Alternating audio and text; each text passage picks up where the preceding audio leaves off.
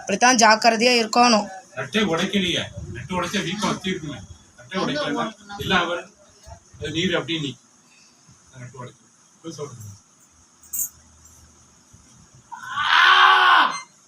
நட்டை உடைக்கலையே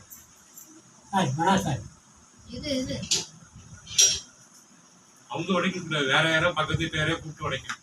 ஒரு நாள் இவ உடைச்சா இல்ல மேடத்தை உடைக்கணும்.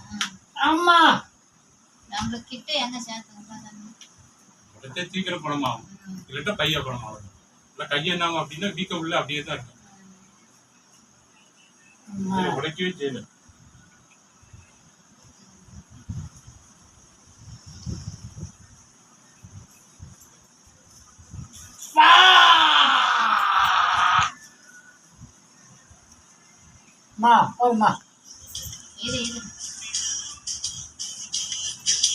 அப்புறம் பேசலாம்.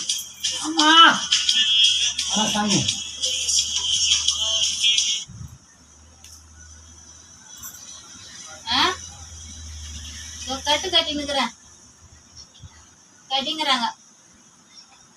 சரி நான் அப்புறமா பேசுறேன்.